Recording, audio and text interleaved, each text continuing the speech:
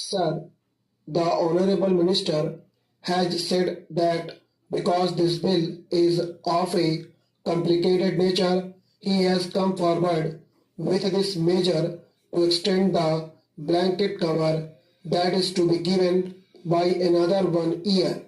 Sir, in my opinion, the bill as such is not complicated, but the government have made it more complicated by getting into certain things which, in my opinion, are certainly extraneous for the purpose of this bill.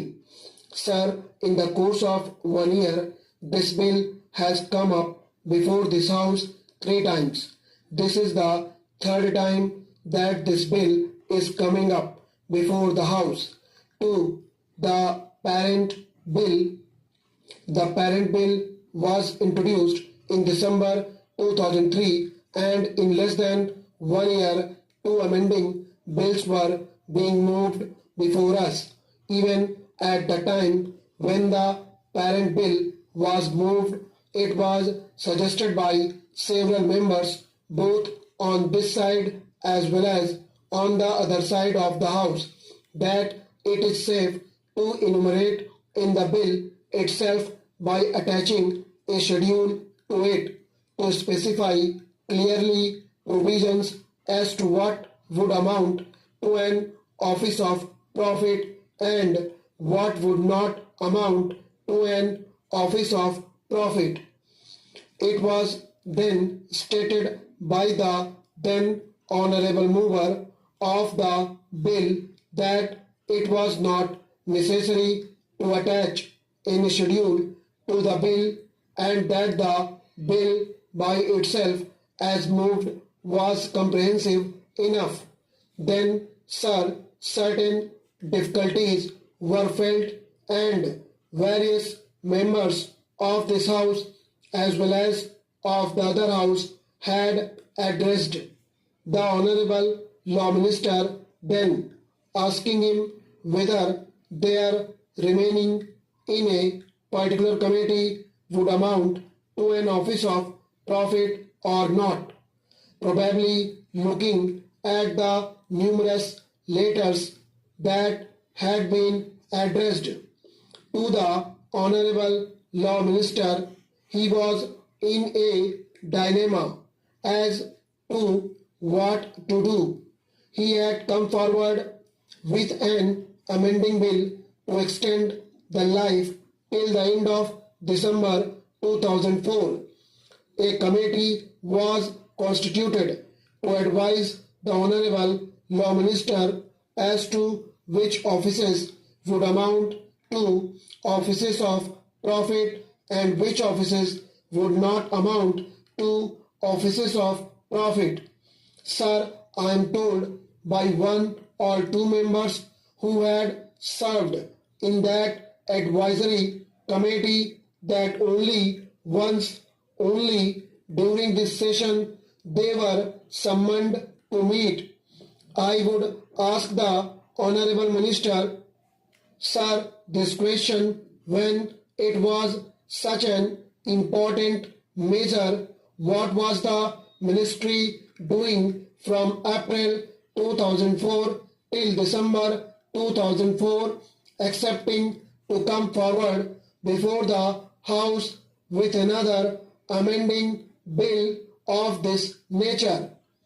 Originally, sir, only 4 months' time was asked for when the parent bill was moved, and it was stated that within that period of 4 months they would come forward with a comprehensive legislation.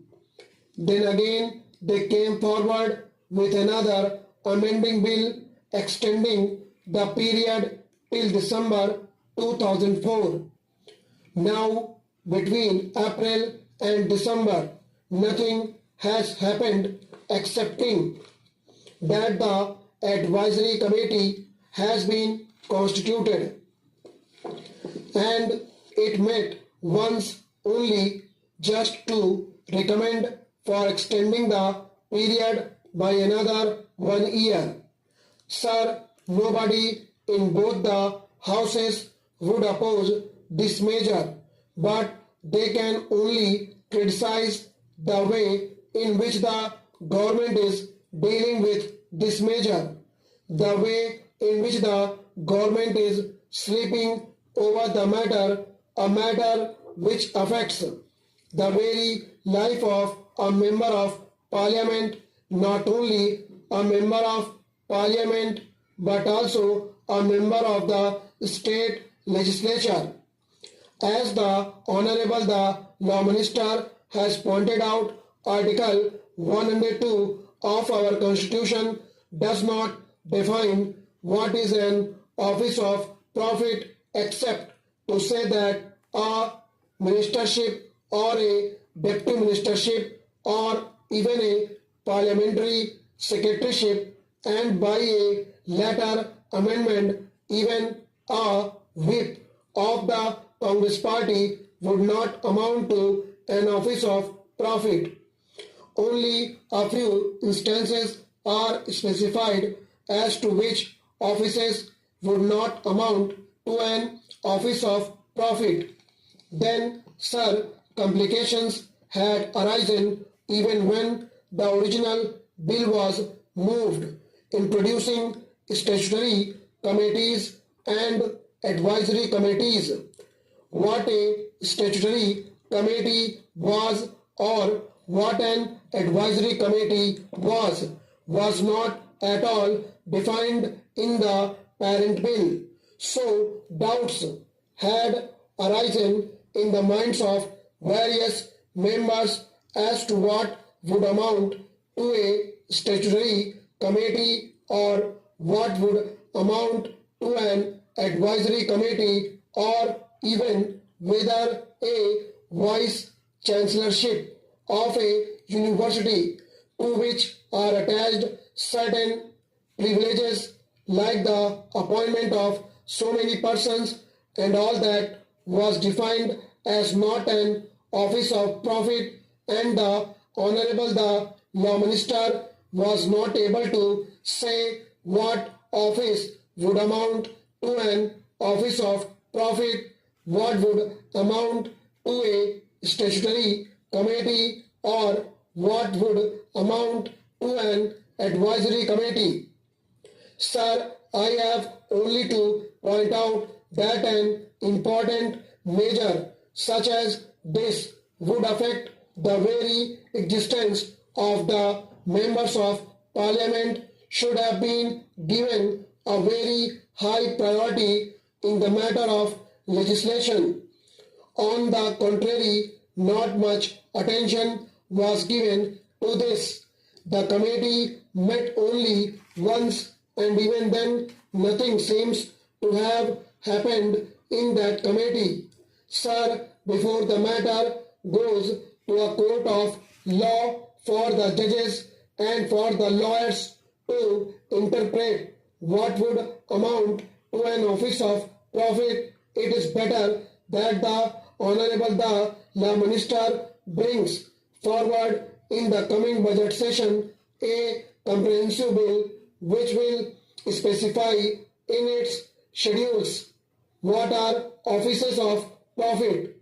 The schedules may be of a positive character or of a negative character.